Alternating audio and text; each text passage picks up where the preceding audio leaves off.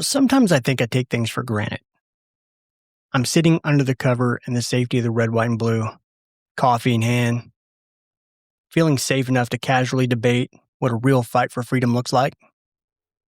And then I look at the footage. Iranian Americans in New York, Iranian Americans in Los Angeles. Yeah, they're not protesting the strikes. They're celebrating. And that's not lost on me. Because at the same time, I see the other protests that are against the conflict, but they're the same usual slogans, the usual moral certainty. But what I don't see, or at least what's not going viral, are Iranian Americans flooding the streets defending the regime that they fled. And that difference matters. See, we're being told that this could be a Berlin Wall moment. And for Gen X, that phrase isn't abstract. We remember what the wall stood for. We remember why it existed, and we remember how much blood had already been spilled before it came down. So before we argue geopolitics from a place of comfort, we need to ask some harder questions. What does freedom look like to people whose government has been killing protesters for years?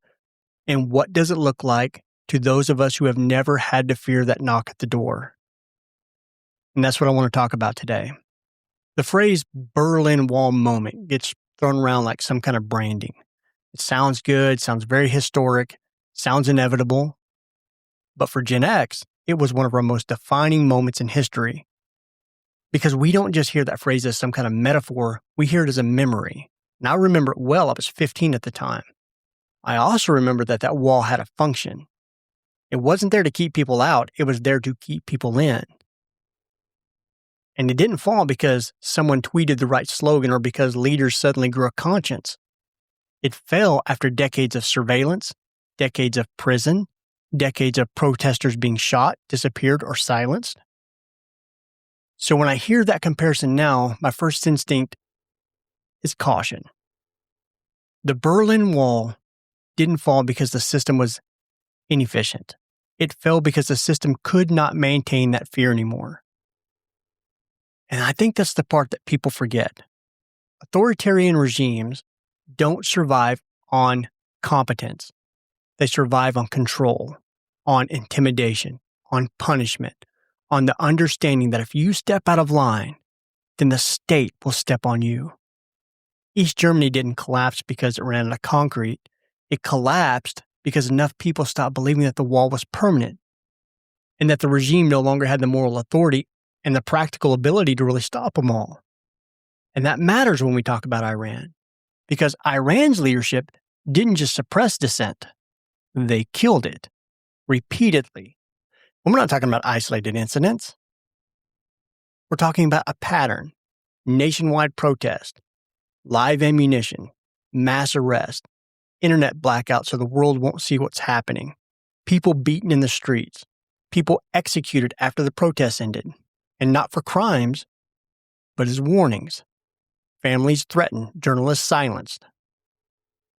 Not to mention they were the #1 state sponsor of terror in the world. None of that's chaos. That was enforcement. And that context matters because you can't honestly talk about freedom, stability, or order without acknowledging that this is a system that maintained itself by killing its own people. Now hold that reality in your head and look at the diaspora. See, I see Iranian Americans celebrating in New York and Los Angeles. And like I said, yes, there are protests too. But the images going viral are the ones cutting through all that noise. They aren't crowds that are defending the regime. They're celebrations. And let's be very clear about what that does and does not mean. That doesn't mean that they're out there cheering bombs. Doesn't mean that they're out there celebrating death.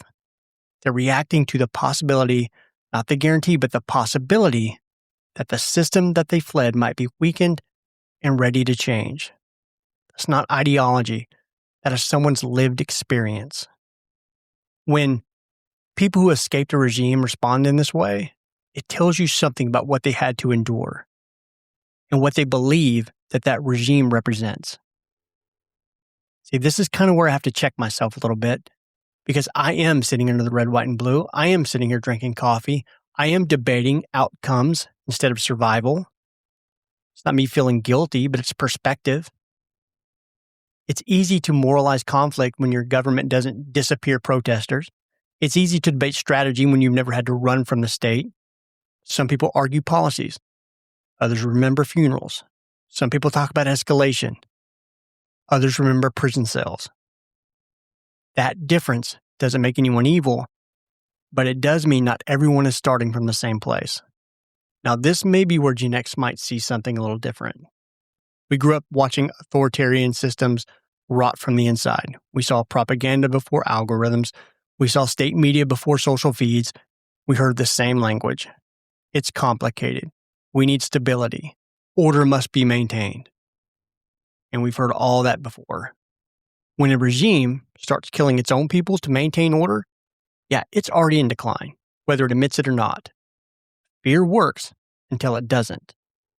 So is this a Berlin Wall moment? Yeah, I don't know. Maybe.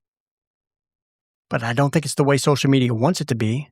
You see, this isn't 1989. This isn't an internal collapse, or at least not yet. This involves external force, a real risk, real civilian suffering. War is not always liberation.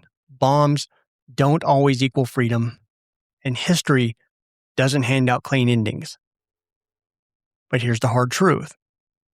Regimes that survive by killing protesters don't last forever. They crack first. They destabilize. They lose legitimacy long before they lose power. And Iran's regime has been cracking for years. You see, walls don't fall on schedule. They don't fall when commentators say they will. They fall when fear stops working. They fall when people no longer believe that the system is permanent, even if the system is still standing. Look, I don't know how this is going to end. No one does. But I do know this. It's easier to debate freedom when you've never had to fight for it. And sometimes, sitting under the old red, white, and blue, coffee in hand, the least we can do is remember that not everyone gets to argue from comfort. History doesn't rewind, and the walls don't stay standing forever. All right, guys, that's going to do it for me. Stay rad, my friends.